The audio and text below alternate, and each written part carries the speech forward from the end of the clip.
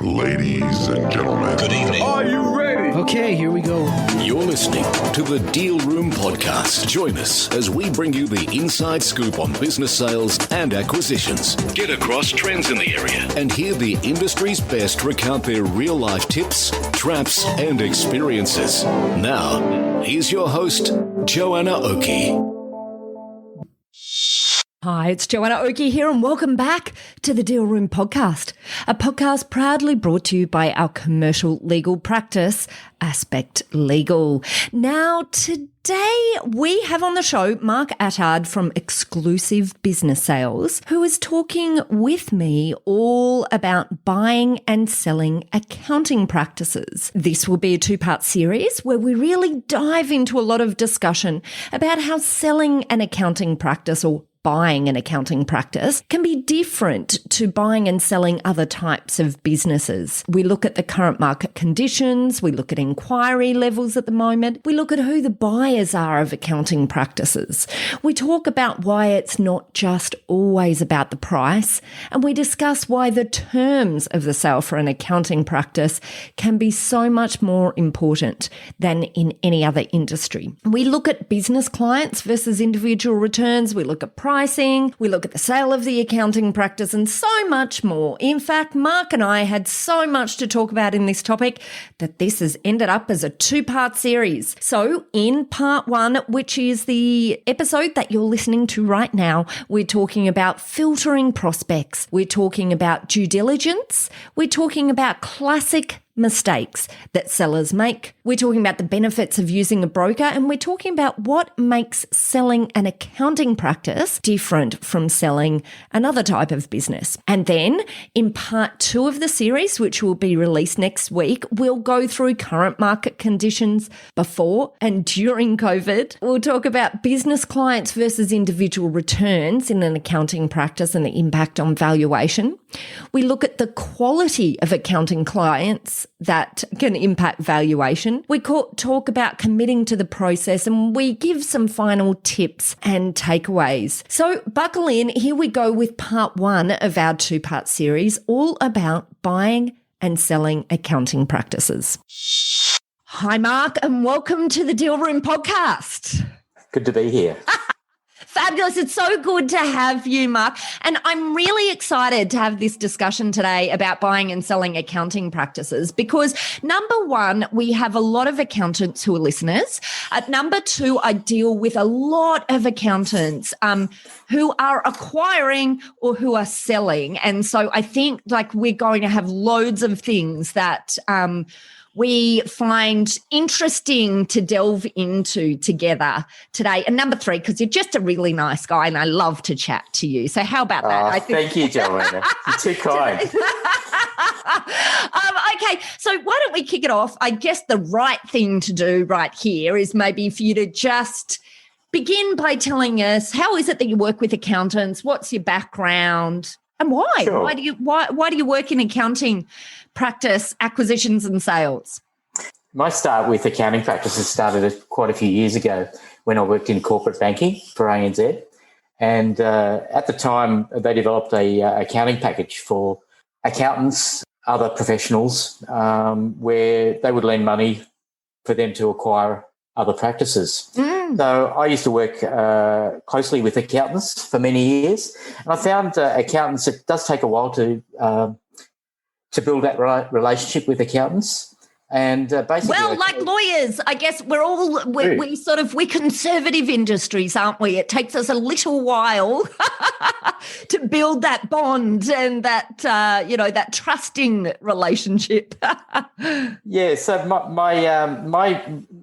my time at ANZ was probably over 25 years. And so my relationships from the ANZ days have sort of carried through to my days in business sales. I've been doing business sales for about 12 years now.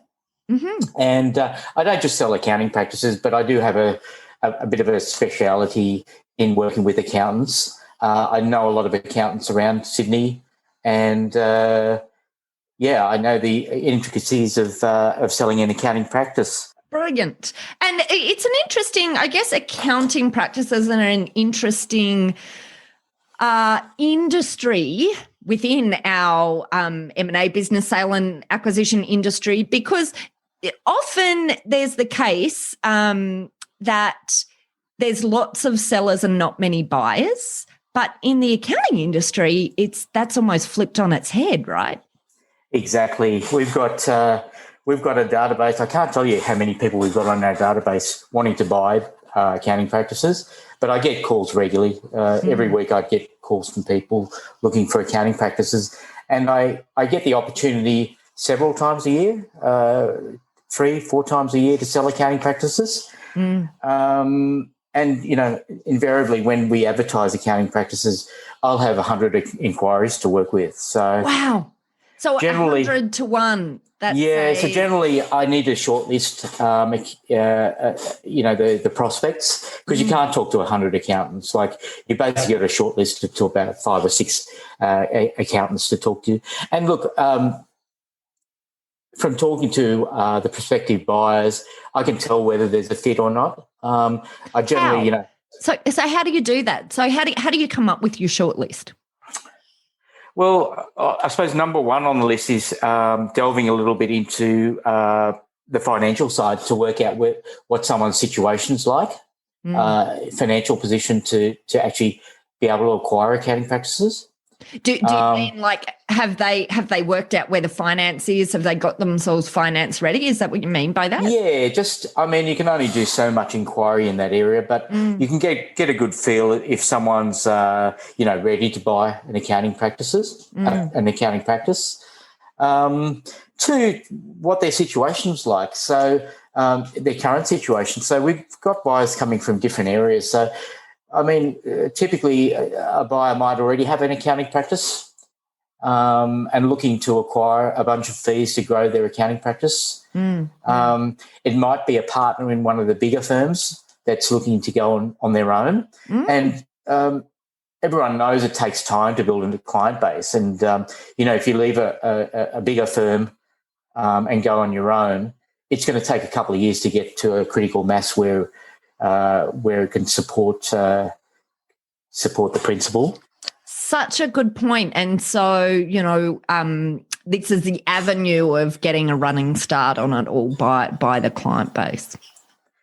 The other thing is generally accounting practices to be viable, they've got to be pushing up to 300,000, 400,000, 500,000 in fees. Any less than that, and you just don't get the economies of scale to be able to employ people.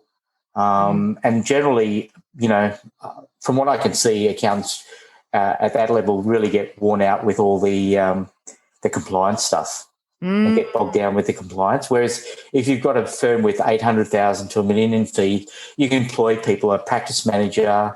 You don't have to be all things to everyone. And, they're more likely to have systems and processes in place that, make the operation potentially easier. Okay, so your shortlist, are there any other things that contribute to the shortlist? So number one, you identify whether or not they are financially ready.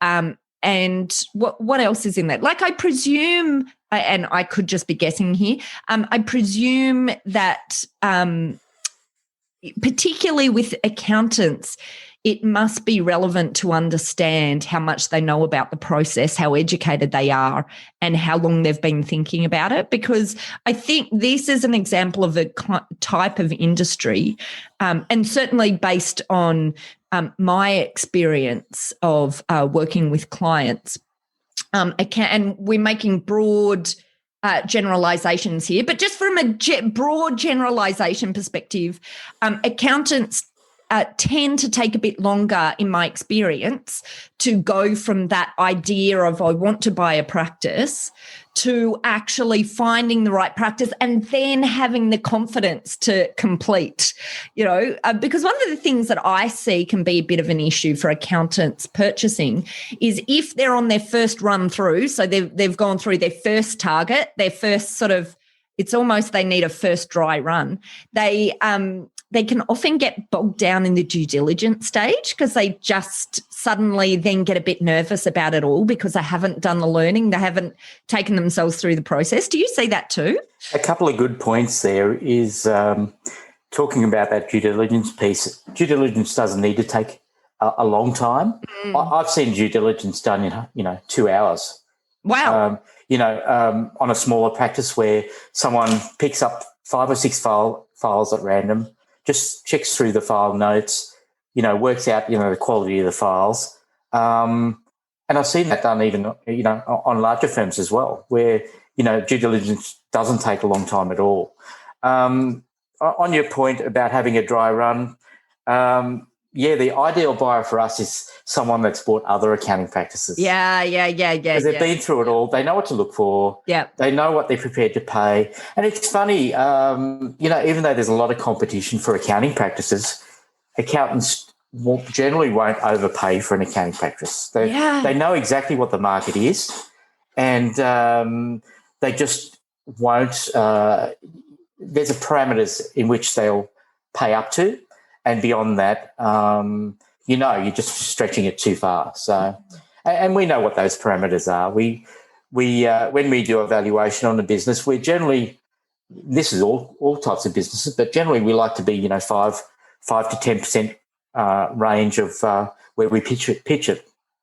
So sometimes we stretch it a little bit, but it generally settles around the price that we have in mind in the first instance. I do find that an interesting thing about this particular industry segment, that there is so much competition for accounting practices, and yet that doesn't move the dial in terms of the price. It's not like, in a large way. Like, it's interesting, isn't it? It's fascinating. But I've been selling practices probably around 10 years.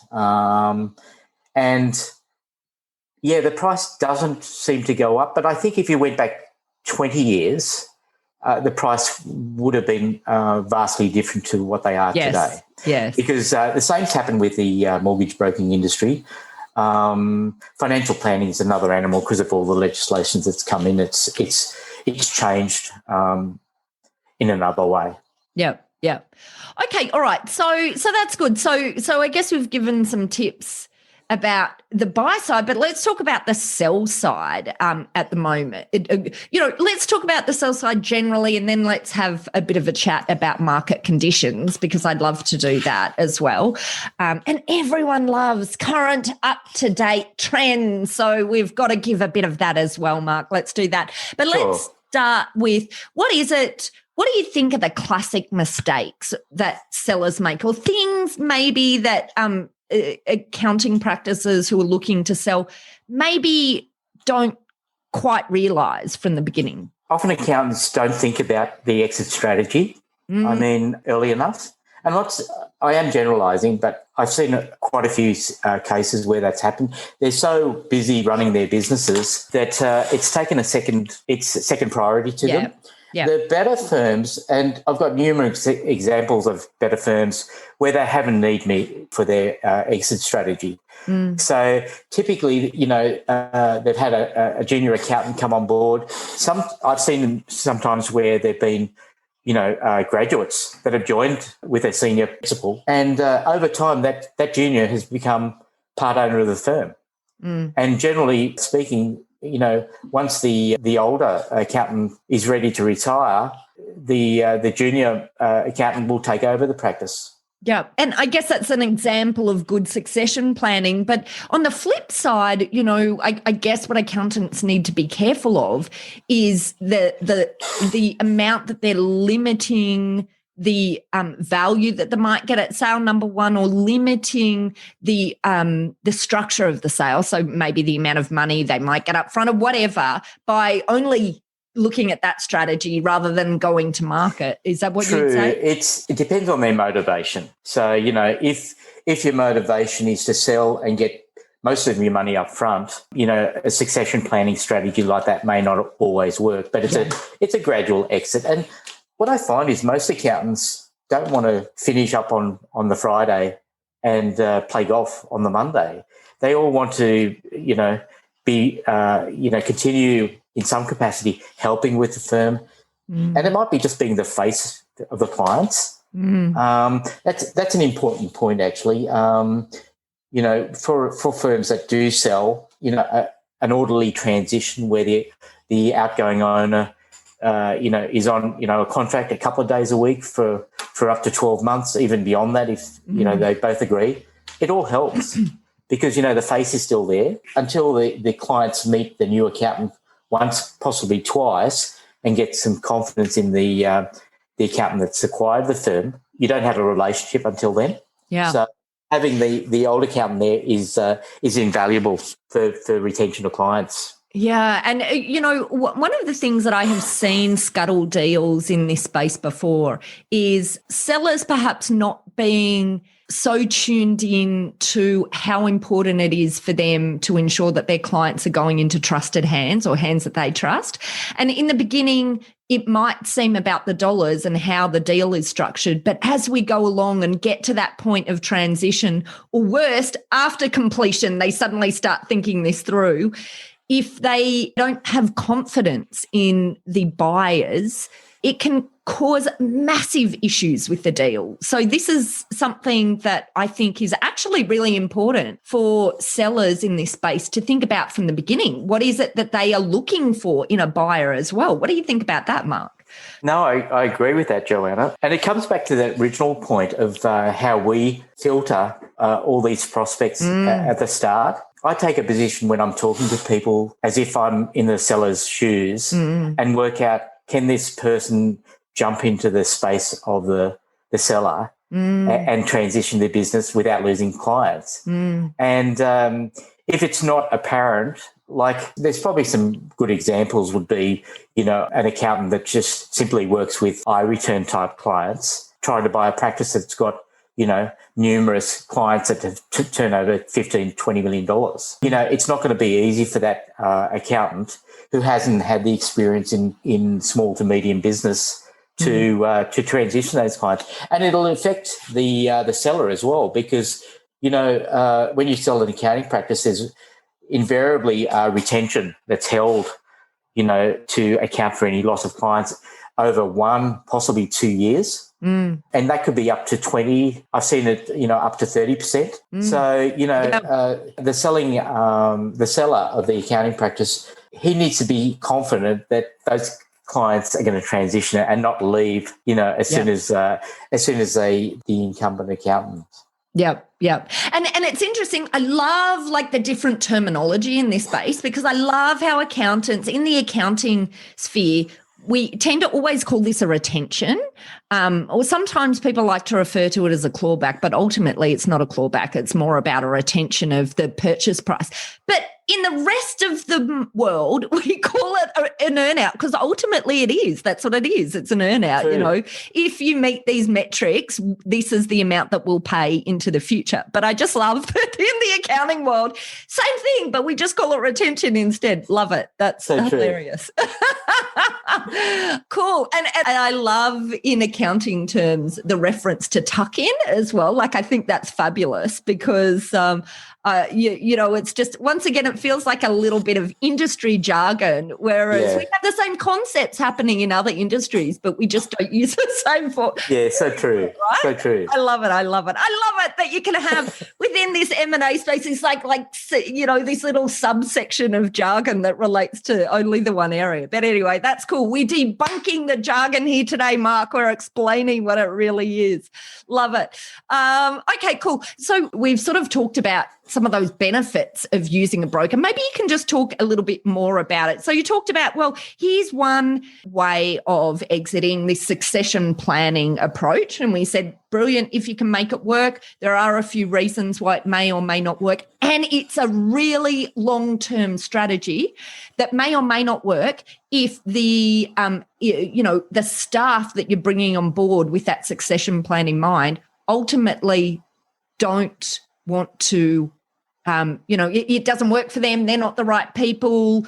The clients don't like, I don't know, stuff like that. Stuff can go wrong with that approach, and it's a really long-term approach. So if we're looking at a shorter-term approach for someone who's selling a practice, just wants to sell in a 1 to 3 year time span, and we're saying, well, there's heaps of buyers around, why is it that they should use a broker? So by using a broker, I suppose they're going to have exposure to various types of buyers of their business. Yeah. Like I said before, you've got the young accountant that's coming out of a big firm. You've got the suburban practice that's got 2 offices wanting to expand their fee base. Sometimes you'll have a city firm that, wants a presence out in the suburbs or a regional centre as well. And sometimes they're not solely business reasons. There might be personal reasons for wanting exposure to those areas. So, having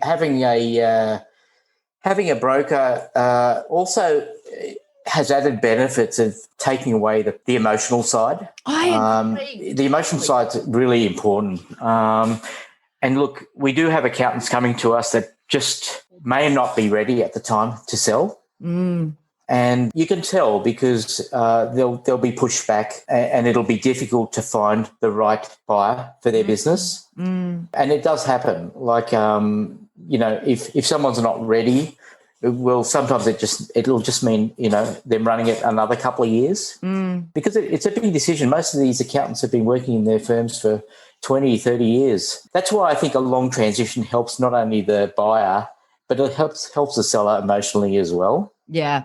I totally agree. And I think just jumping in here, I think, it's probably useful for our listeners to hear that whilst as accountants you may have dealt with clients who are buying and selling businesses, boy, it's different when you are the client, when you are the business that is selling or acquiring as well. And it can be hard to keep that emotional disconnect, the distance that's required to make good decisions and fast decisions. I think if you don't have someone guiding you through the process. So the first thing that I would say is often when I deal with accountants, I feel like they think they should know everything about the process, and they should, it's almost like they feel that because they have this role of trusted advisor and have dealt with their clients in sales or acquisitions before, that they should, that it's expected that they understand the whole process and they understand the legal side and that they understand the process of selling. And yet it's not. Like, it's so different sitting on the client side. There's so many other things that are going on than what you as an accountant have had to deal with and advise on in your accounting capacity. What's your thoughts on that, Mark? So true. Look, in addition to qualifying buyers, it's important for us to also find a match in personalities, in personality between the outgoing owner and the purchaser. But not only that, a match between the staff. They're going to be really important in the transition. Yeah. And if you've got a situation where the staff are not on the same page as the incoming owner, issues will arise at some point during the sale process. That's such a good point. I just have to throw in there, I totally agree with you. We're just like an agreeing bundle here. I feel like we need to disagree on something to prove that we... But I just totally agree with you. Do you know what? We've seen a number of transactions where this whole buyer selection thing probably wasn't done well enough. And do you know what? I really think in both of those instances it was because the seller didn't use a broker. And I think it's a bit of a risk that this understanding that there's a lot of buyers out in the market, so therefore you can go and find the buyers yourself. And accountants are really tuned into the dollars. Can they save some money doing it themselves? But at the end of the day, if you end up with a deal that falls through, it takes a lot of time, money in it, and your attention pulled away from the business if you get it wrong. So that's the first thing. And so to choose the wrong buyer, for it to fall over in due diligence, for it just to be a slow, painful process is damaging to your practice in the Yes, meantime. It's I agree. damaging, right? But then the second component is where I've seen issues is after completion, where a buyer has got such a different approach to running the practice to the seller. And the seller, and as we've talked about, we've often got this retention. So the seller is like really invested in making sure this works because they've got money on the line, but it's not just ego, it's like this relationship with their clients, and they want to feel that their clients are looked after and that their staff is looked after. And if the buyer and the seller haven't either aren't on the same page about that because they've not had that discussion, or no one sort of match made them, which I guess what a broker is, like a matchmaker for the buyer and seller. No, you're absolutely right, Joanna. Our skills are in matching buyer and seller to make sure that it works. And I think my skill is being able to identify early, even from a phone call, whether this is going to work or not. Because just because someone's got access to capital doesn't mean they're the ideal buyer. Yeah. Because, you could spin the wheels for 6 months. Sometimes accounting deals drag out for 12 months before, and I've seen it before where, the seller realises it's not going to work. So, my skills in finding an ideal buyer at the outset, or a couple, like 4 to 5 is ideal. And then, if they don't pan out, you go to the next 4 or 5.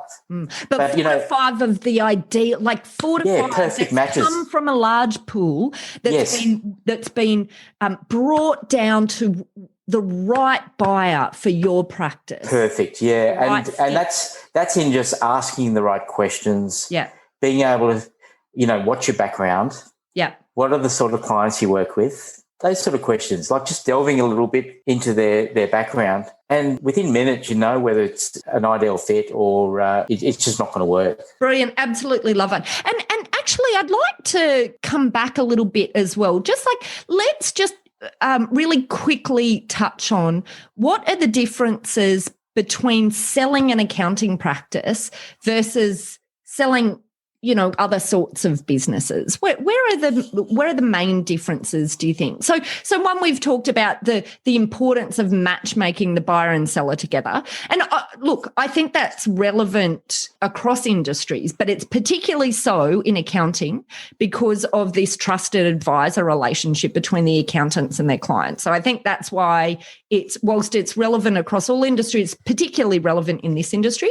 But so whilst it's not different, it's just a little bit more intensified in this industry. But where else, what other things do you think, are different? I've got one, actually. I know one. There's a high level of, in accounting practices, ownership of the property as well. I don't know if that's something that you've seen, but we see that a lot, that accountants quite often own the premises. And there are other industries where that's similar as well, but accounting is one of those particular industries where there'll be a high level of ownership of the actual premises. True, and I always tell, generally with accountants only, not to box yourself in this situation where, someone's got to take the property. Yeah. Or someone's got to move their accounting practice to your property. Yeah. Because then you're limiting the type of buyer that is possibly out there that could buy your practice. Yep. And generally, the office space where an accountant operates from can easily be sold, leased to another party. Yeah. So it shouldn't be the be-all or end-all. Perfect. That's critical.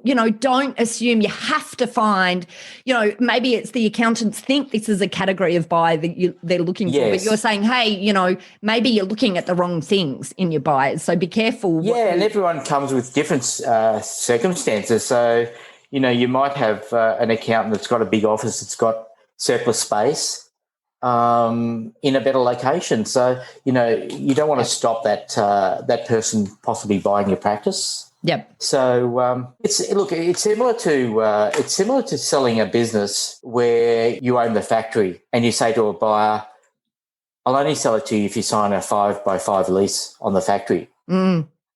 It might suit the buyer to move the business to another location. It might be more efficient for them, or they might already have a infrastructure in another building that could accommodate that business. So by tying the value of the property with the accounting practice, I think it's limiting. Yeah. And look, that's the case with most businesses. Keep them separate. It just gives you more options. Yeah. Okay, so we've talked about premises being a bit different with accounting practices from business sales in other industries. We've talked about the critical importance of matching the buyer and the seller. So what else? What else is different in this sub industry? In some ways, Joanna, selling a business, like the common question I get asked: have you sold a business like this before? And there's thousands of different types of businesses, and I've got a list of businesses that I'll only ever sell once. They're the so niche type business, but business is business, and in some ways, accounting practices are very much similar to any other business. Yeah, I agree, but I think I agree, but I think there's nuances that relate to that can cause roadblocks in accounting practice acquisitions that are a little bit more exacerbated than in other industries. And I think it comes back to, the conservative nature often of accountants, firstly, and the importance of having a deal team that helping give them the confidence that, they've found the right seller and that the warranties and indemnities, for example, are okay, and that they're normal in this situation. And this is how they're dealt with, from a commercial perspective. I think that's one thing. I think I think that trusted relationship with their broker and their accountant, the deal team, is particularly important in this space to help keep things moving.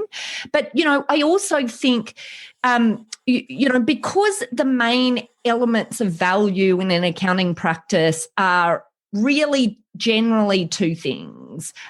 Generally, they're the client base and they're the staff. And they may not always be the staff. Sometimes they are, sometimes they aren't. But they're generally the two sort of areas of value. And I feel like in this industry, that's where the focus often needs to be, just to making sure that everyone's comfortable that value is transferring. I agree with that, Joanna. Probably one of the things that strikes me is that typically accountants, the owner of a firm, would have a one-on-one relationship with most of their clients. And, you're trying to transfer that to another person. Yes, the staff do have a relationship, but generally secondary and more operational. So, you've got people in the background doing the accounts. And that, on the day-to-day stuff, they're talking to the clients. But anything of strategic value, it's always generally one-on-one with the owner of the firm. And so, there's a whole lot of trust built around, transferring this knowledge from the outgoing owner to the incoming owner. And that's where it's, again, so important to find a match and find a trusted level between buyer and seller. And that sometimes it takes more than one meeting for that to happen as well. Oh, absolutely. I completely agree. And because this whole retention element, which is another thing that I think it's not unique to the industry. It's just that it happens in a very large number of transactions in the accounting industry, almost in the same way. Yeah. Each time, like there's almost a formula, isn't there? That is not the same formula that's applied, to other industries generally in the same sort of almost absolute way. But because generally there'll be some sort of deferred payment, retention, whatever we're calling it. There's going to be an ongoing relationship for a period of time. And I think one of the important things, right from the beginning, is to make sure that the buyer and seller are aligned in relation to what's going to happen on transition with the staff and with the clients, so the communication, but also how long it's going to be before the buyer makes changes, because buyers come in wanting to make changes quickly because they're enthusiastic and they think they've got a better way of doing it. But I just think that's what can really trigger problems when you're in this post-completion phase and to the end of the payout.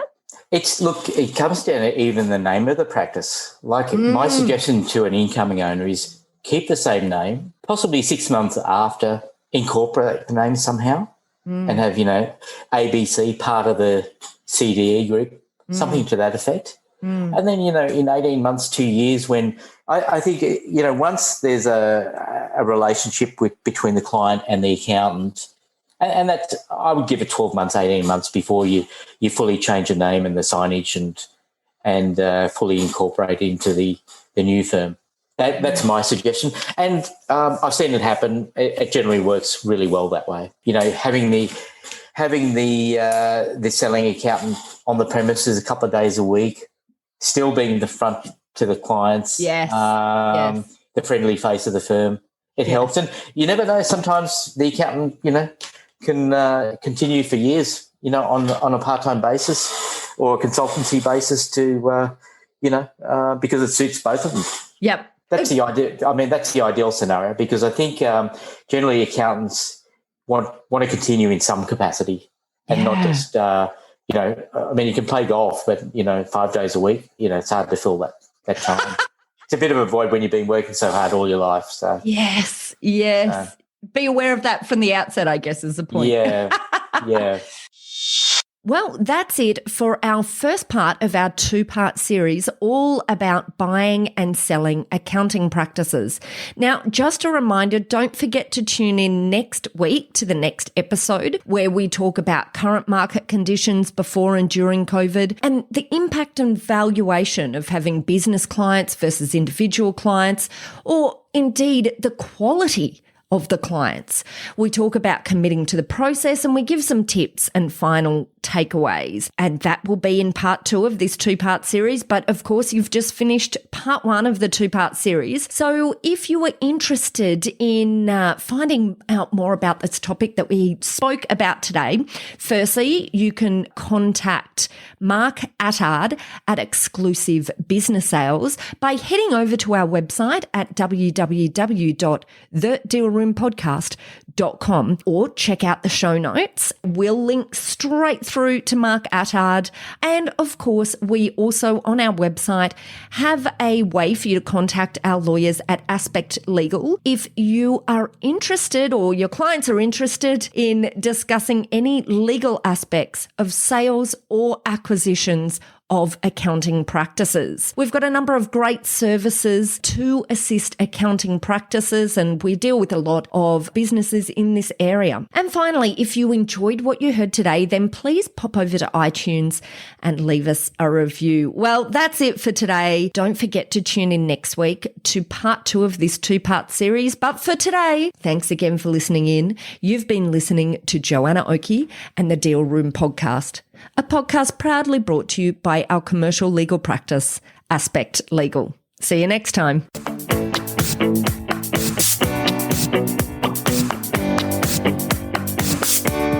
Aspect Legal has a number of great services that help businesses prepare for a sale or acquisition, to help them prepare in advance and to get transaction ready. We've also got a range of services to help guide businesses through the sale and acquisitions process. We work with clients both big and small and have different types of services depending on size and complexity. We provide a free consultation to discuss your proposed sale or acquisition. So see our show notes on how to book a time to speak with us, or head over to our website at aspectlegal.com.au. Ladies and gentlemen. That will conclude this evening's entertainment. Thanks for listening to the Deal Room Podcast. To find out more about this episode and other episodes in the series, check out the show notes or head over to our website at thedealroompodcast.com.au.